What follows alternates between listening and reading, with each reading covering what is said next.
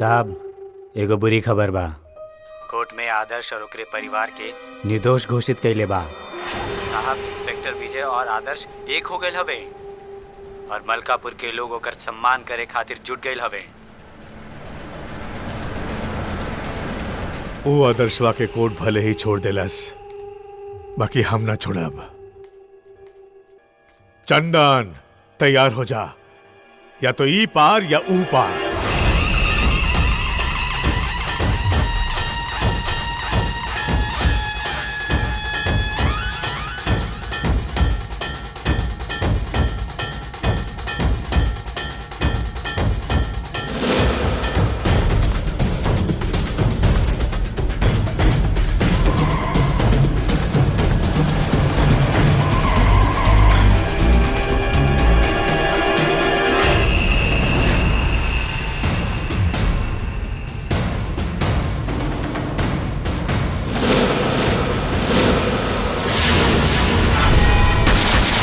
अरे भागा भागा।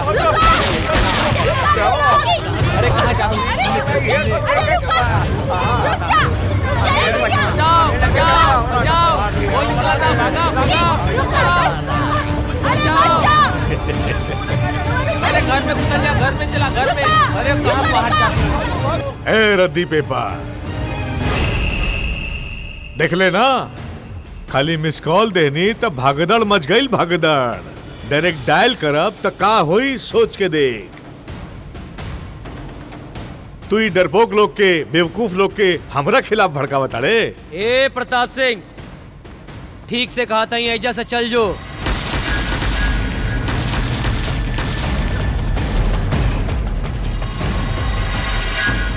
ए इंस्पेक्टर, हमरा रेंज में मत आई है, ना तो अपन जिंदगी के नेटवर्क खो देबे।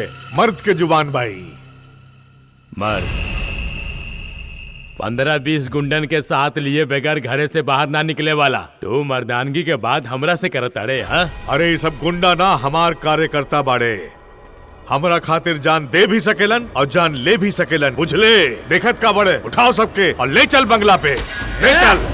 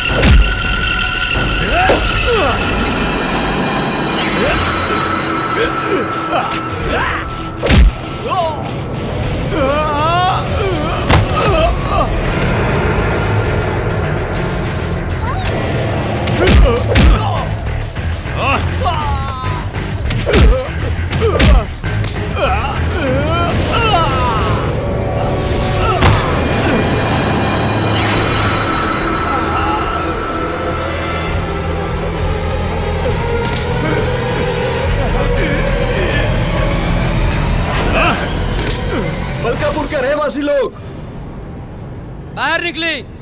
देखिए प्रताप सिंह और एकरा आदमियन के का हालत कहीं नहीं हमनी। अब है समय बाटे, घरे से बाहर निकला, दिखाओ अपन ताकत हराम खोर के। कितना गुंडा बा? 10, 15, 20। 20 लोगन से तू लोग काहे डरा तारू मालूम बा? काहे कि सारा कौरव लोग एक साथे रहेला और हम लोग एक साथ होगला के बावजूद भी अलग अलग रहेली। हमनी के जैसन साधारण परिवार इस शैतान के विरुद्ध खड़ा हो सकेला, तब पूरा गरीबन के परिवार एक होगी तक का होई। आप लोग सिर्फ एक बार एकत्र होके तो देखी। 4 जन मिलके भर बाजार में एगो स्त्री के इज्जत लूटेला और 40 जन खड़ा होके तमाशा देखेला। इंतजार करत आनी कि कोनो पुलिस वाला आके इनके पाठ पढ़ाई। अरे एक बेर पुलिस के साथ आके खड़ा तो रही, तब देखी समाज में फैलल ऐसन कैंसर के कैसे इलाज होता। अब कुछ बिगड़ल ना बाटे, निकला सब है अपना घर से बाहर। अगर तू लोग के अपना परिवार के चिंता बा तो निकला घर से बाहर।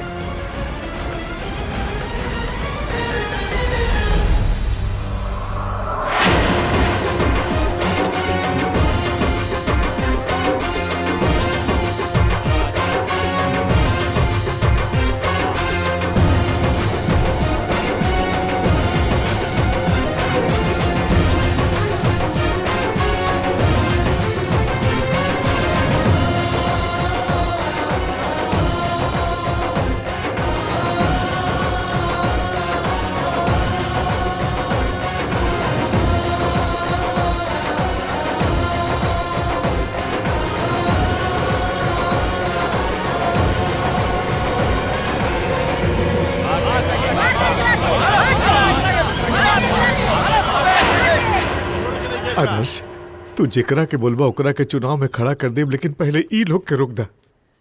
का हो प्रताप सिंह, ये लोग आज तक तोरा से डरात रहलन, आज एकजुट देख के फाट गइल का? बाबू अब ना छोड़िए इन लोग तारा। हम तू दोनों से माफी मांगता नहीं, हमरा के बचा ला। हमनी से माफी मांगला से कोनो फायदा ना। मतलब? तो के जनता से माफी मांगे के पड़ी।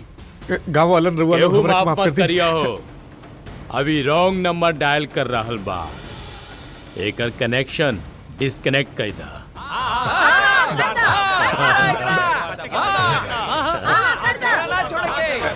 इंस्पेक्टर साहब, ये लोग कानून अपन हाथ में लेवत बारे, तू कुछ करत काहे देखा? नहीं एक्शन हम ले वाला है, पर प्रॉब्लम का बा प्रताप सिंह जी, ये लोग अभी गुनाह ना कैले ना, और जब तक ये गुनाह ना करी है तब तक हम एकनी के पकड़ ना सके नहीं। अभी लोग मिल के तो के कुत्ता बना के मरी है। मालिक, अगर रउआ- जिंदा बच गईला तो आ जाइए पुलिस स्टेशन में, हम पूरी ईमानदारी से आपकी कंप्लेंट लिखे। माफ अरे कर हमार काम है ही, पर अब एक प्रॉब्लम हो गई, हमारी ड्यूटी खत्म हो गई, अब तो इनकर ड्यूटी चालू हो गई। आई अपने शहीद खातिर अखियां बहावे आंसू।